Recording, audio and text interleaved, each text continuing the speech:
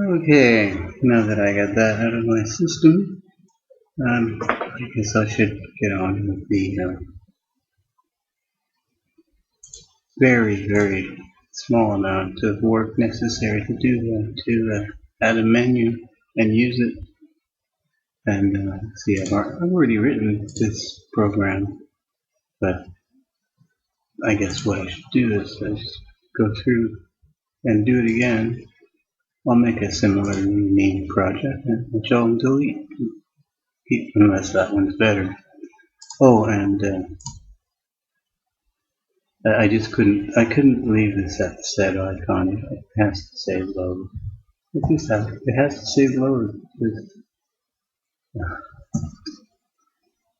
because this is not a set.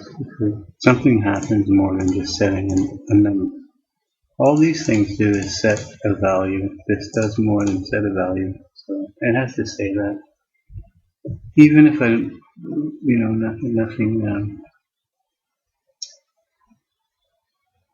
Even if you don't have to do anything about freeing it or anything, that's irrelevant. Functions can say what a function does, I believe. Alright. So now, assuming I've set up that, I finally set up that basic application thing. Oh, I can use this window. What's in here? It's been used for something. That's okay. This should be a good template. Copy project. We'll call it it's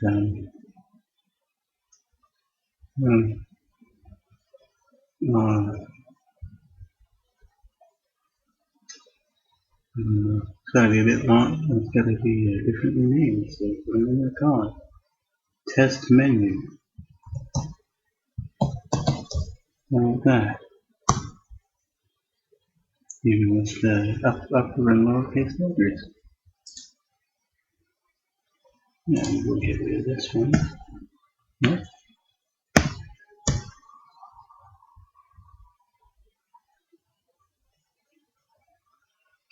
And add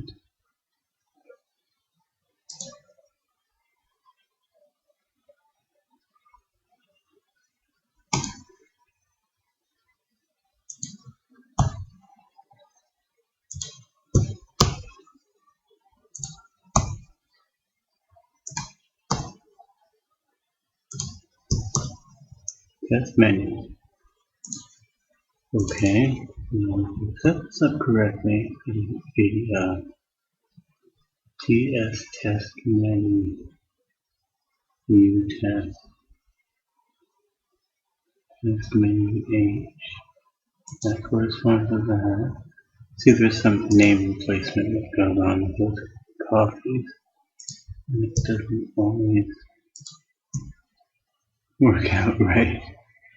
Well, sometimes, because when I wrote that years ago, I wasn't doing any like whole word search.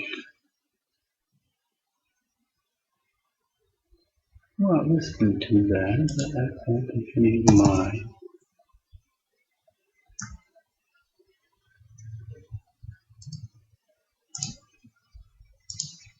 Stop that. And not let that comment on purpose. This lower thing. That, now I'm going to change this. Well, actually, this is correct.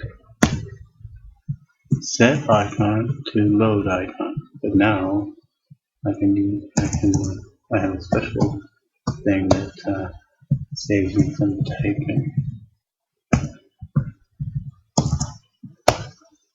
Right? That's the class name. And that's that. And That's it. Should compile. Doubt it, but it should. Oh,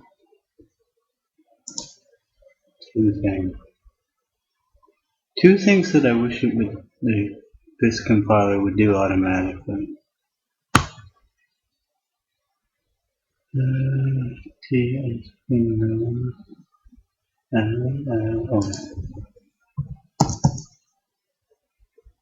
One, make the new project the default, and two, add some dependencies or ask or something.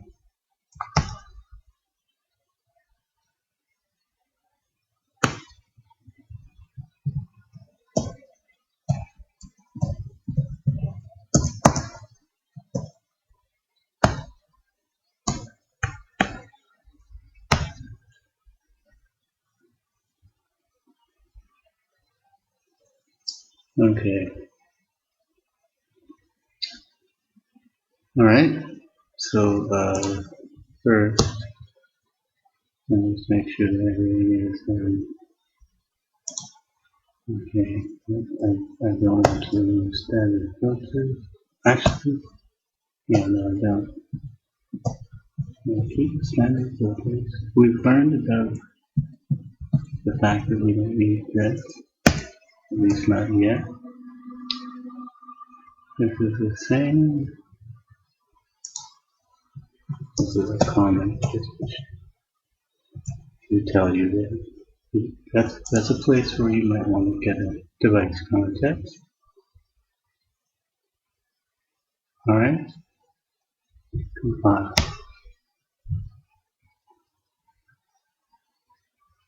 Now, on purpose, this is left this as a comment so that you can see what the default is.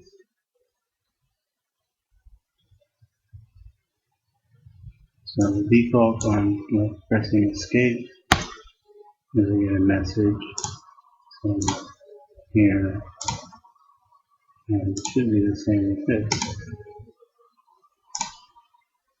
Now when I get rid of that message, it's set to true.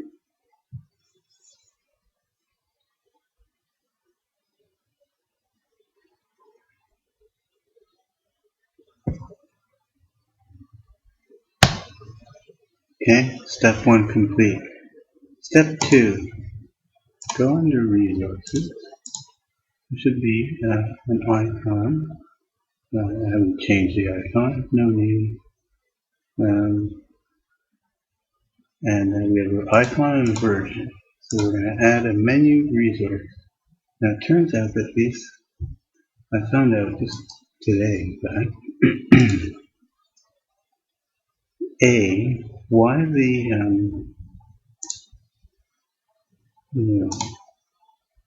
why it gives these funny identifier names, and 2, why we don't need them. Now, here's the standard.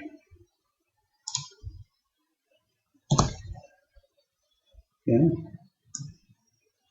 So when you file, now you'll notice that you see how there's an underlined letter for each of these items. The underline has to do with the keyboard shortcut. Notepad,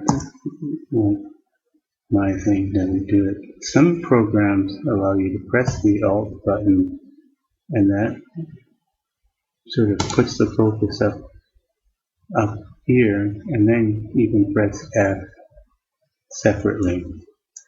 But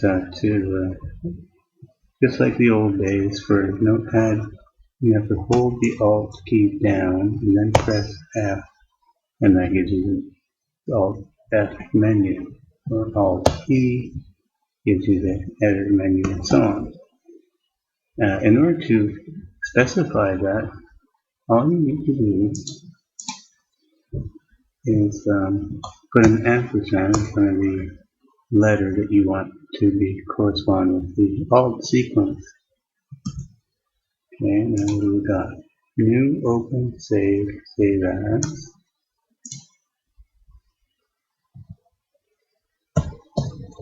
New,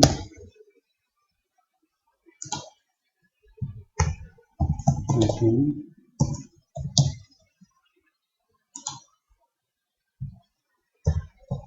save,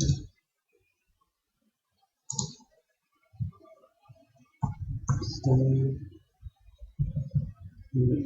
here.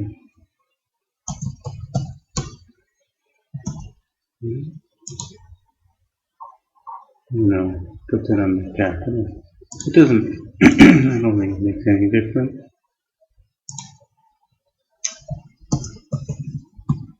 But let's just be consistent. Then the separator. Now we put a separator in.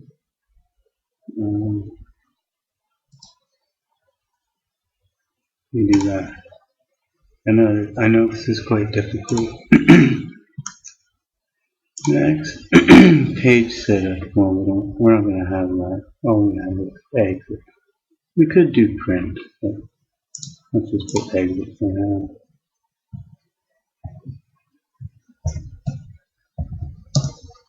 Alt FX exit. So that's entry 1. Yeah, I won't put them all in this now, but I'll put some of these in.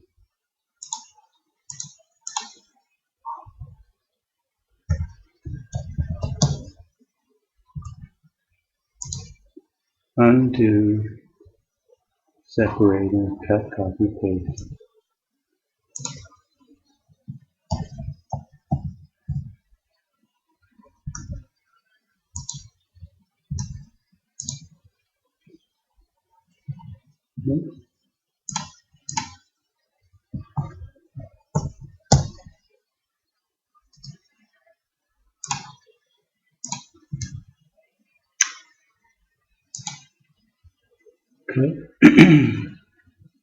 Cut, copy, paste, delete.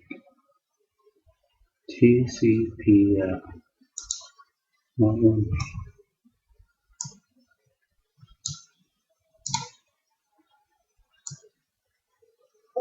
It won't help because it's, well, maybe it won't stay. No, of course not. Cut, make it once, copy,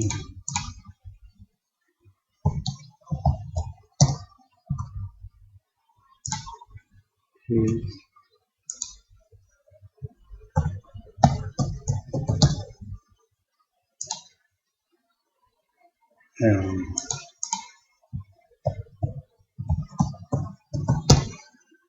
alright, okay, so that's all there is to creating a menu.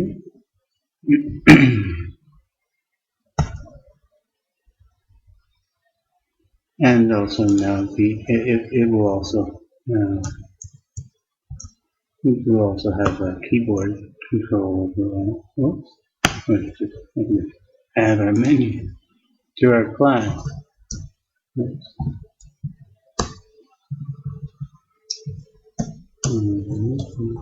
Set menu menu 1. And it's called. See these funny numbers? I'll get to that in a minute. IDR. That's the user.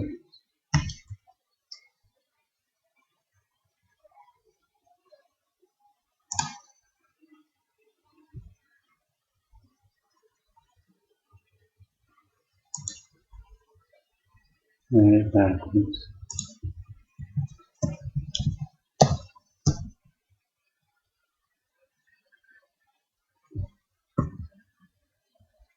Okay. So there are two menus. Alt F brings this up. if I press X, well, I actually did get a message. And first off, we got to get rid of this. And anything that starts with UAH is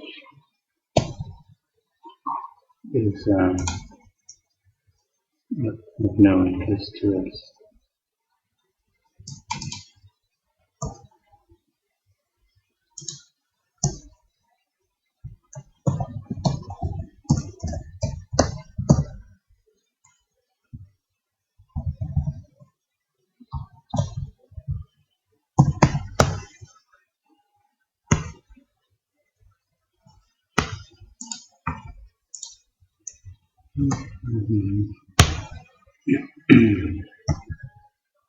Oh,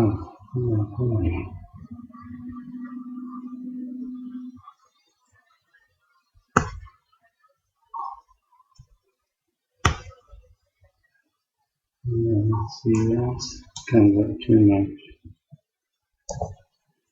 This key down to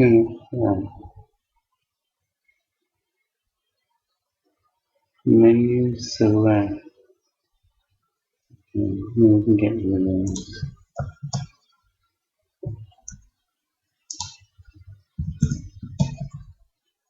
Just so we can see the important messages.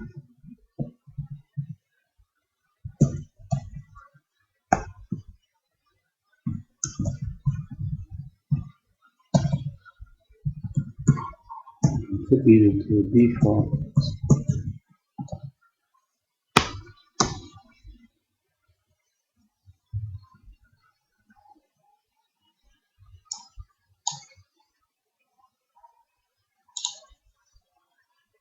Okay, so now when I hit the X here, what I got was a command message, WM command, and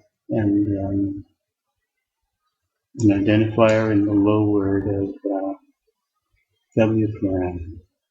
Well, that's just the same as if you press a button. If you look at WM command in the hint file, I was looking at this one. You don't have to worry about that too much.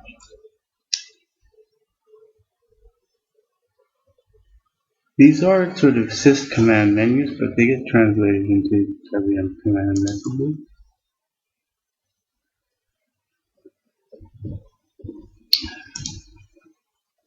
And here's the thing about WM command.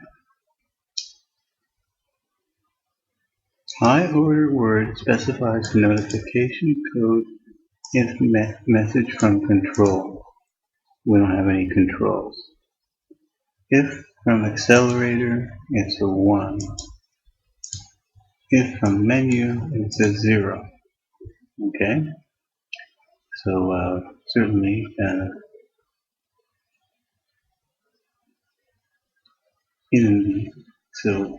in the case of a button or something, and the low order word specifies the identifier of the menu, item, control, or accelerator. So a WM command message within the low word of W param is the identifier of the item. Okay. So therefore, it's just like for a dialog. It turns our window into a dialog.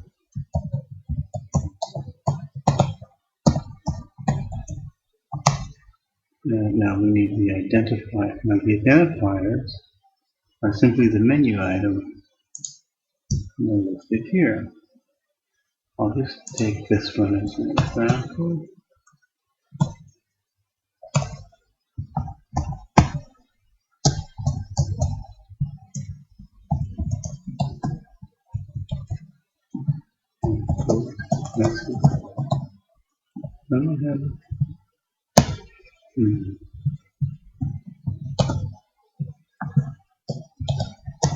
Sure, I think I do. If not, I'll add it.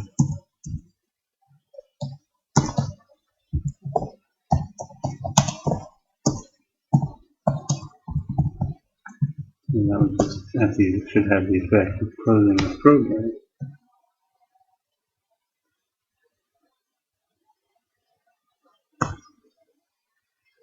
Right. Resource.h.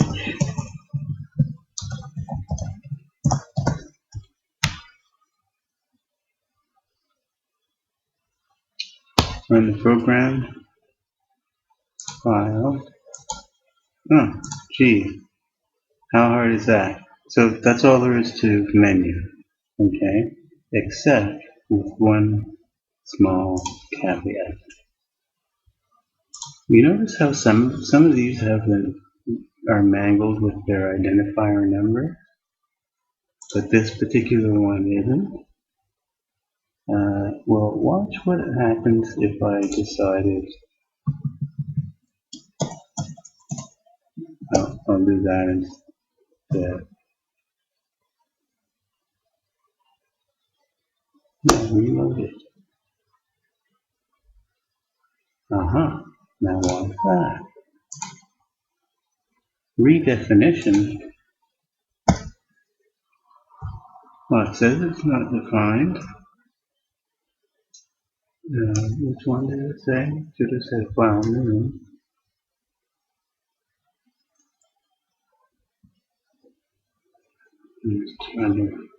It's the problem then here.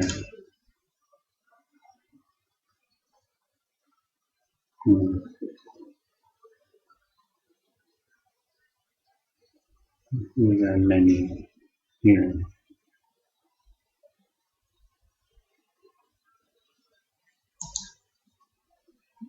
I was going to do that, right?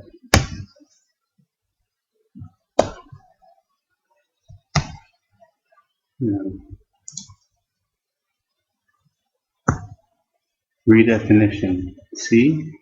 There's already something called ID file new, which has an identifier, this, E100.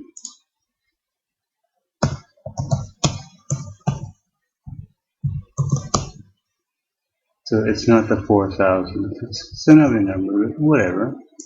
And this is a standard list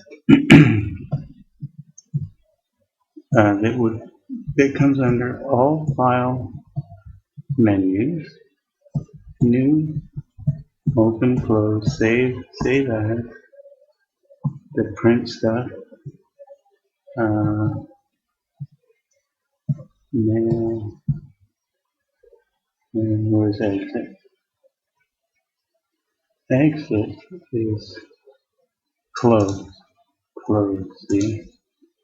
So instead of what I propose to do is to not use these identifiers at all, and use these ones. So we use file new, got that one. The reason those have numbers is because they would have been in conflict. Change this to close.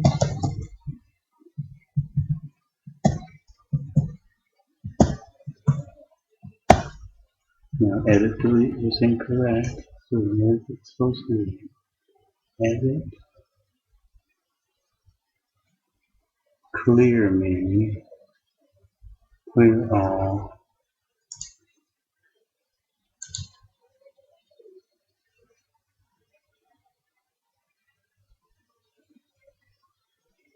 Copy, paste, delete, paste, repeat, cut, copy,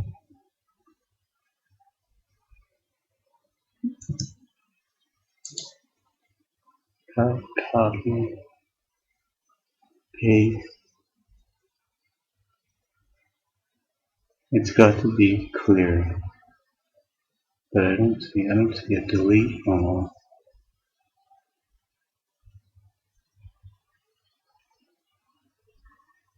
Maybe clear, no, clear isn't doing it. There anymore?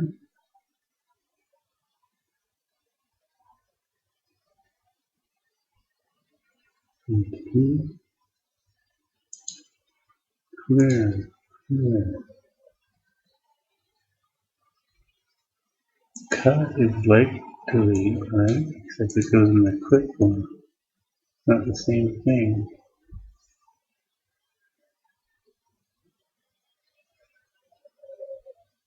Well, what would you choose? See, these are extra numbers in case you want to add your own personal thing.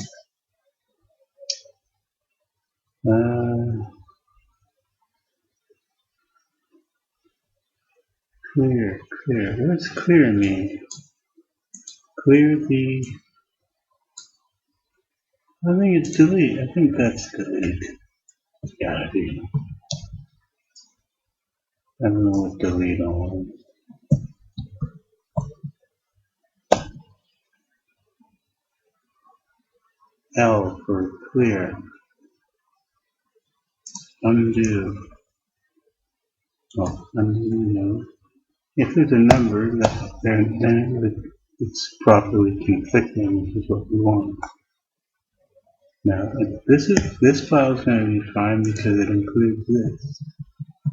So in fact, we need to include that here, which has all those defined. And it says close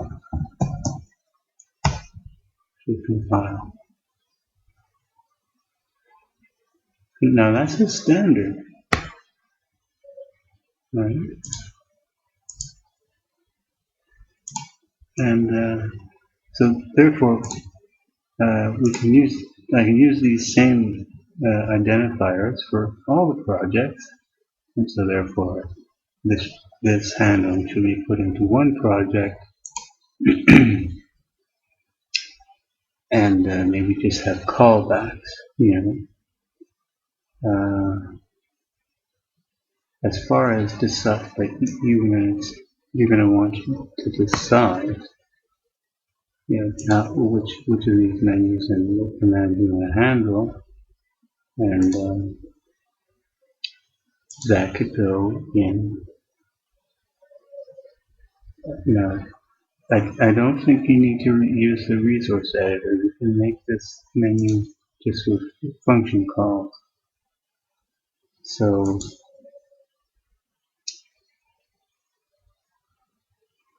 either you can use the resource editor, which is fine, and use the standard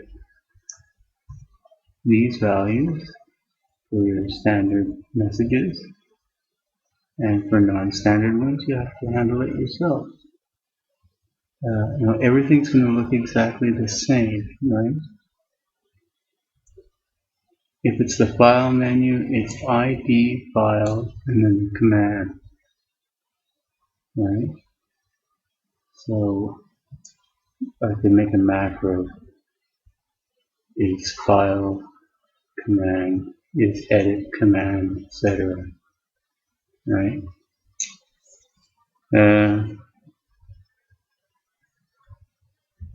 Let's try another one. And they're all going to look the same.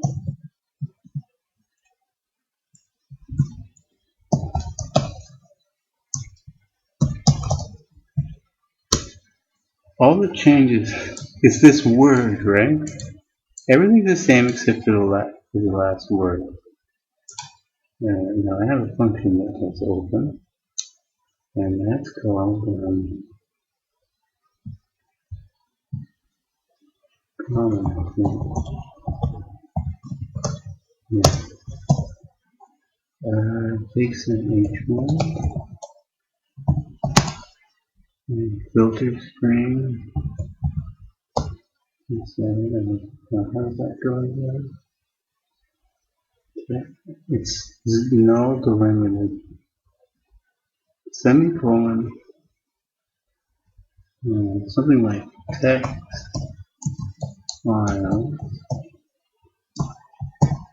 This is just a description. And then either semicolon, no, it's a null. And then the actual what it is, which could be more than one type. And then another null, and then you can do more, but if you're done with the second null, alright, it requires a registry reference. We don't have a registry, but we can make one.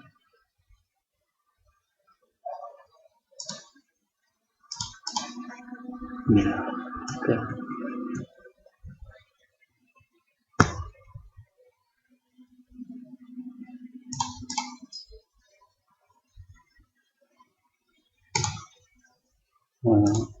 We've got a version thing, and usually I use the product name.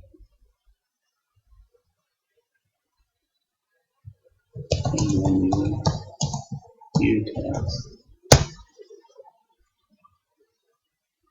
I don't know why. There's no need to.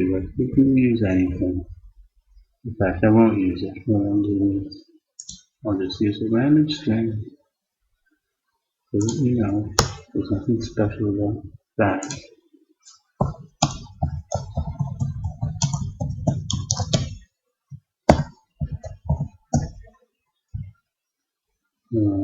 Sun, down, menu, plus. That can be our registry key. So our window, I usually just derive from registry. That's a file open.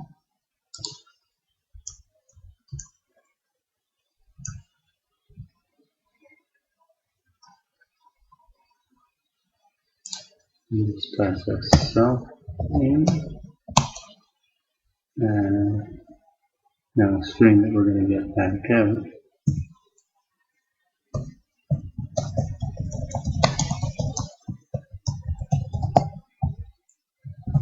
We have the user selected, default, you don't have to put that. And this whole thing turns to spool, I think.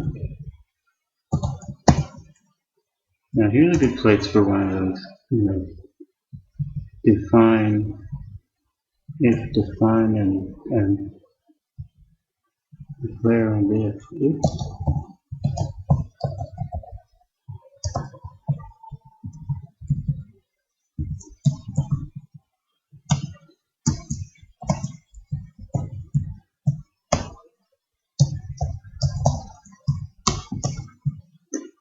We're going to do our message button.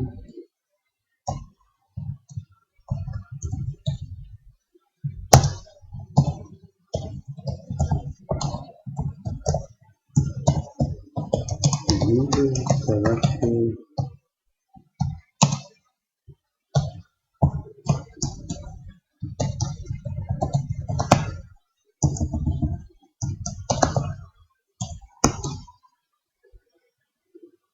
Set. Maybe close.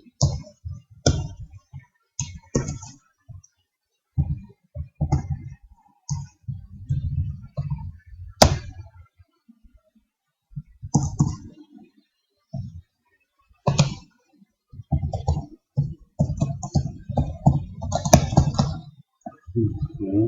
And the other one. That I believe, and we'll find out in a minute. is because it doesn't see this as an actual if.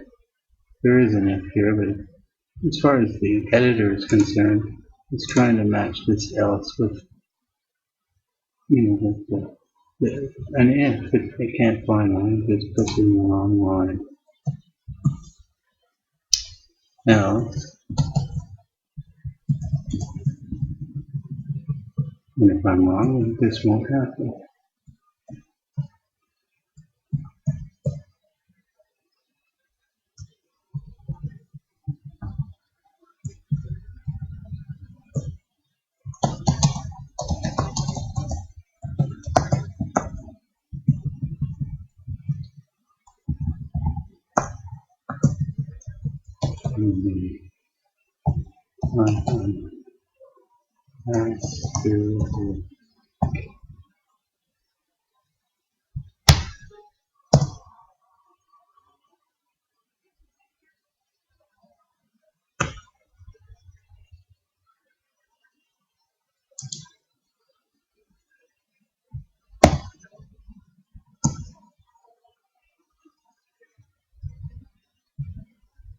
Next thing, comma before bracket.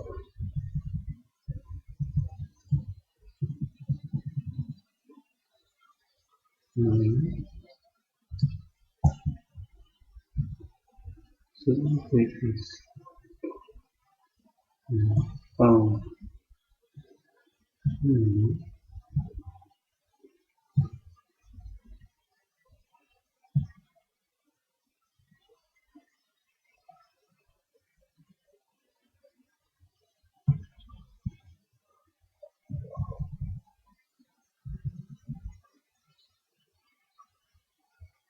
Oh, sorry. I can't actually define it. I'm just saying that. I'm just saying that that's what it's derived from. However, I would like to put that here.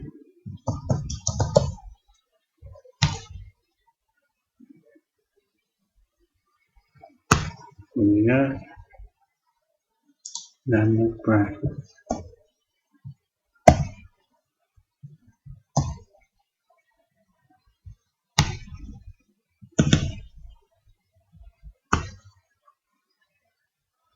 Does not take for argument. 1, 2, 3. 1, 2, 3, 4, 5. We're missing H filter, title.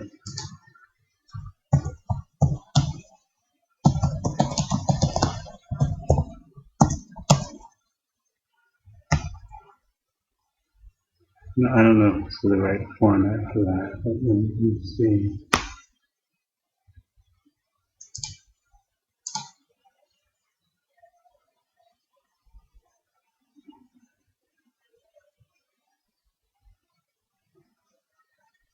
That's right, text file, no default. Yeah, this is using the one in common, which will remember the last file of the user selected the docs to do. Try again, same place, but we'll hit cancel. No problem. So see, it does act exactly like an if. I use the keyboard Alt F quits.